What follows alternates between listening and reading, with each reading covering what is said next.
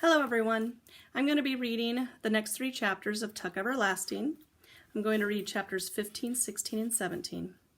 Chapter 15. In Tree Gap, the same moonlight silvered across the roof of the Touch-Me-Not cottage, but inside the lamps were burning. "That's right," said the man in the yellow suit. "I know where she is." He sat back in his chair in the Foster's spotless parlor, crossing his long, thin legs, and the suspended foot began a rhythmic jiggling. He hung his hat on his knee and smiled. His eyes nearly closed. "I followed them, you see. She's with them now. As soon as I saw they'd arrived at their destination, I turned around and came directly back. I thought you'd be staying up. You've been looking for her all day, of course. It must be quite a worry." He lifted a hand then, ignoring their exclamations, and began to smooth the thin hairs of his beard. "You know," he said thoughtfully, "I've come a long way looking for a wood exactly like the one you've got next door here. It would mean a great deal to me to own it, and how pleasant to have neighbors like yourselves. Now, understand, I wouldn't cut down many of the trees. I'm no barbarian, you can see that. No, just a few. You wouldn't find it different at all, really." He gestured with his long white fingers and smiled, his face crinkling pleasantly. "We'd be good friends, I think. Why, the little girl and I, we're friends already. It would be a great relief to see her safely home again, wouldn't it?" He clicked his tongue and frowned. "Dreadful thing, kidnapping. Isn't it fortunate that I was a witness? Why, without me, you might never have heard a word. They're rough country people, the ones that took her. There's no telling what illiterates like that might do. Yes," he sighed, lifting his eyebrows and smiling again. "Looks as if I'm the only person in the whole world who knows where to find her." And then the man in the yellow suit sat forward. His long face took on a hard expression. "Now, I don't have to spell things out for people like yourselves. Some types one comes across can't seem to cut their way through any problem, and that does make things difficult. But you, I don't have to explain the situation to you. I've got what you want, and you've got what I want. Of course, you might find that child without me, but you might not find her in time. So, I want the wood, and you want the child. It's a trade. A simple, clear-cut trade." He looked around at the 3 shocked faces, and, as if he were seeing nothing there but calm agreement, he smiled delightedly and rubbed his hands together. "Done and done," he said. "I knew right away. I said to myself, now there's a group of intelligent, reasonable people. I'm seldom wrong as a judgment of character, very seldom disappointed. So, all that remains is to write it up on paper, giving me the wood, and to sign it. It's best, don't you agree, to keep things legal and tidy? The rest is easy, nothing to it. You go for your local constable, and he and I ride out and bring the child back and the criminals. No, Mr. Foster, I understand your concern, but you mustn't come along. We'll do this business my way. There now, your terrible ordeal is as good as over, isn't it? I'm so thankful I was here to help you out." Chapter 16.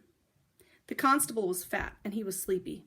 He wheezed when he spoke, and he spoke quite a bit as they started off, he and the man in the yellow suit. "First they roused me out of bed, and in the middle of the night, after I've been up since sunup looking for that child, and now I suppose you're going to try to run me all the way," he said sourly. "I got to tell you this horse of mine is none too strong. I don't have to hurry her as a rule, so most of the time it don't matter. Seems to me we could have waited till dawn anyway." The man in the yellow suit was as courteous as always. "Well, the Fosters have been waiting since yesterday morning," he pointed out. "Naturally, they're very upset. The sooner we get there, the sooner that child will be with them again." "How come you're so deep in it?" asked the constable suspiciously. "Maybe you're in cahoots with the kidnappers. How do I know? You should have reported it right off when you saw her get snatched." The man in the yellow suit sighed. "But of course I had to find out where they were taking her," he explained patiently. "I came right back after that, and the Fosters are friends of mine. They've sold me their wood." The constable's eyes went round. "Well, I'll be," he said. "What do you know about that? I didn't suppose they'd ever do a thing like that, friend or no friend. They're the first family around here, you know. Proud as peacocks, all of them. Family proud and land proud, too. But they sold off, did they? Well. He whistled in amazement. They thumped along in silence for a while, out around the wood and across the starlit meadow. Then the constable yawned deeply and said, "You ready to tell me how long this is going to take, how far we got to go?" 20 miles north," said the man in the yellow suit. The constable groaned. 20 miles? He shifted the shotgun that rested across the saddle and groaned again. Clear up in the foothills? That's a fair way, all right. There was no reply to this. The constable ran his fingers down the gleaming barrel of the shotgun. Then he shrugged and slumped a little in the saddle. Might as well relax, he wheezed, suddenly companionable. We'll be riding 3-4 hours. Still there was no reply. Yes, sir, said the constable, trying again. It's something new for these parts, kidnapping. Never had a case like this before that I know of. And I've been in charge going on 15 years. He waited. You don't say so, his companion said at last. Yep, that's a fact, said the constable with evident relief. Maybe now there would be some conversation. Yep, 15 years. Seen a lot of trouble in 15 years, but nothing quite like this. Of course, there's a first time for everything, as they say. We got a brand new jailhouse, did you notice? Listen, it's a dandy. Give those folks nice, clean accommodations. He chuckled. Of course, they won't be there long. Circuit judge will be coming through next week. He'll send them over to Charlieville, most likely, to the county jail. That's what they do for your serious crimes. Of course, we got a gallows of our own, if we ever need it. Keeps down trouble, I think, just having it there. Ain't ever used it yet. That's because they take care of the serious stuff over in Charlieville, like I say. The constable paused to light a cigar and went on cheerfully. What you got planned for that piece of Foster land? Going to clear it? Put up a house or store, maybe? No, said the man in the yellow suit. The constable waited for more, but there was no more. His sour mood returned. He frowned and shook the ashes from his cigar. Say, he said, you're kind of a closed-lipped feller, aren't you? The man in the yellow suit narrowed his eyes. His mouth, above the thin gray beard, twitched with annoyance. Look here, he said tightly. Would you mind if I rode on ahead? I'm worried about that child. I'll tell you how to get there, and I'll go on and keep ahead and keep watch. Well, said the constable grudgingly, all right, if you're in such a ding-danged hurry. But don't do nothing till I get there. Those folks are likely dangerous. I'll try to keep up, but this horse of mine, well, she's none too strong. Don't you see as how I could get her to gallop even if I tried? That's right, said the man in the yellow suit. So I'll go on ahead and wait outside the house till you get there. He explained the route carefully. Then he dug his heels into the flanks of the old fat horse, cantering off into the darkness, where just a hint of dawn glowed on the edges of the hills far ahead. The constable chewed on his end of the cigar. He said to the horse. Did you get a gander at that suit of clothes? Oh, well, takes all kinds, as they say. And he followed slowly after it, yawning, the gap between him and the man ahead lengthening with every mile. Chapter 17. For the second morning in a row, Winnie Foster woke early. Outside, in the ring of trees around the pond, the birds were celebrating, giving the new day a brass band's worth of greeting. Winnie freed herself from the twisted quilt and went to a window. Mist lay on the surface of the water, and the light was still pale. It looked unreal, and she felt herself unreal, walking where she had, with her hair wild and her dress all crumpled. She rubbed her eyes. Through the dewy weeds below the window, a toad hopped suddenly into view, and Winnie peered at it eagerly. But no, of course it wasn't the same toad.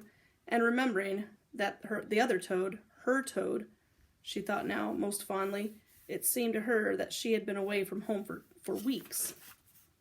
Then she heard a step into the loft stairs and thought, Jessie! At once her cheeks flamed. But it was Miles.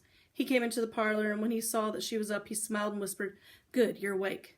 Come on, you can help me catch some fish for breakfast. This time, Winnie was careful not to make a noise when she climbed on into the rowboat. She made her way to her seat in the stern, and Miles handed her 2 old cane poles. Watch out for the hooks, he warned, and a jar of bait, pork fat cut in little pieces. A big brown night moth fluttered out from under the oar blades propped beside her on the seat, and wobbled off toward nowhere through the fragrant air. And from the bank, something plopped into the water. A frog! Winnie caught just a glimpse of it as it scissored away from shore. The water was so clear that she could see tiny brown fish near the bottom, flicking this way and that. Miles pushed the rowboat off and sprang in, and soon they were gliding up toward the near end of the pond, where the water came in from the stream. The locks grated as the oars dipped and swung, but Miles was skillful. He rowed without a single splash. The dripping from the blades as they lifted sent rows of overlapping circles spreading silently behind them. It was very peaceful. They'll take me home today, thought Winnie. She was somehow certain of this and began to feel quite cheerful. She had been kidnapped, but nothing bad had happened, and now it was almost over. Now, remembering the visits of the night before, she smiled and found that she loved them, this most peculiar family. They were her friends, after all, and hers alone. "How'd you sleep?" Miles asked her. "All right." "Well, that's good, I'm glad." "Ever been fishing before?" "No," she told him. "Well, you'll like it, it's fun," and he smiled at her. The mist was lifting now as the sun poked above the trees and the water sparkled. Miles guided the rowboat near a spot where lily pads lay like upturned palms on the surface. "We'll let her drift some here," he said. "There'll be trout down in those weeds and stems. Here, give me the poles and I'll bait the hooks for us." When he sat watching him as he worked, his face was like Jesse's and yet not like. It was thinner, without Jesse's rounded cheeks, and paler, and his hair was almost straight, clipped neatly below his ears. His hands were different too, the fingers thicker, the skin scrubbed-looking, but black at the knuckles and under the nails. Winter remembered that he had worked sometimes as a blacksmith, and indeed his shoulders, under his threadbare shirt, were broad and muscled. He looked solid, like an oar, whereas Jesse, well, she decided, Jesse was like water, thin and quick. Miles seemed to sense that she was watching him. He looked up from the bait jar, and his eyes, returning her gaze, were soft. "Remember I told you I had 2 children?" he asked. "Well, one of them was a girl. I took her fishing too." His face clouded then, and he shook his head. "Her name was Anna. Lord, how sweet she was, that child. It's queer to think that she'd be close to 80 now, if she's even still alive, and my son, well, he'd be 82. Winnie looked at his young, strong face, and after a moment she said, "Why didn't you take them to the spring and give them some of the special water?" "Well, of course we didn't realize about the spring while we was still on the farm," said Miles. "Afterwards I thought about going to find them. I wanted to, heaven knows, but Winnie, how'd it have been if I had? My wife was nearly 40 by then, and the children, well, what was the use? And they'd have been near growed themselves. They'd have had a pa close to the same age as they was. Now it'd all have been so mixed up and peculiar, it just wouldn't have worked. Then pa, he was dead set against it anyway. The fewer people know about the spring, he says, the fewer there are to tell about it. Here's your pole. Just ease the hook down in the water. You'll know when you get a bite." When he clutched her pole, sitting sidewise in the stern, and watched the baited hook sink slowly down, a dragonfly, a brilliant blue jewel, darted up and paused over the lily pads, then swung up and away. From the nearest bank, a bullfrog spoke. "There certainly are a lot of frogs around here," Winnie observed. "That's so," said Miles. "They'll keep coming, too, long as the turtles stay away. Snappers now, they'll eat frogs as soon as look at them." Winnie thought about this peril to the frogs and sighed. "It'd be nice," she said, if nothing ever had to die." "Well, now, I don't know," said Miles. "If you think of it, you'd come to see there'd been so many creatures, including people, we'd all be squeezed right up next to each other before long." When he squinted at her fishing line and tried to picture a teeming world. She said, "Yes, I guess you're right." Suddenly the cane pole jerked in her hands and bent into an arch. Its tip dragged down nearly to the water's surface. When he held on tight to the handle, her eyes wide. "Hey," cried Miles, "look here, you got a bite. Fresh trout for breakfast, Winnie." But just as suddenly as the pole whipped straight and the line went slack. "Shucks," said Miles. "It got away." "I'm kind of glad," Winnie admitted, easing her rigid grip of the butt of the pole. "You fish, Miles. I'm not so sure I want to." And so they drifted for a little longer. The sky was blue and hard now, and the last of the mist dissolved, and the sun, stepping higher above the trees, was hot on Winnie's back. The first week of August was reasserting itself after a good night's sleep. It would be another searing day. A mosquito appeared and sat down on Winnie's knee. She slapped at it absently, thinking about what Miles had said. If all the mosquitoes lived forever, and if they kept on having babies, it would be terrible. The Tucks were right. It was best if no one knew about the spring, including the mosquitoes. She would keep the secret. She looked at Miles, and then she asked him, "What will you do if you've got so much time?" "Someday," said Miles. Miles said, "I'll find a way to do something important." Winnie nodded. That was what she wanted. "The way I see it," Miles went on, "it's no good hiding yourself away like Pa and lots of other people, and it's no good just thinking of your own pleasure either. People got to do something useful if they're going to take up space in the world. But what will you do? Winnie persisted. I don't know yet, said Miles. I ain't had no schooling or nothing, and that makes it harder. Then he said as John added, I'll find a way, though. I'll locate something. Winnie nodded. She reached out and ran her fingers across a lily pad that lay on the water beside the boat. It was warm and very dry, like a blotter, but near its center there was a single drop of water, round and perfect. She touched the drop and brought her fingertip back wet.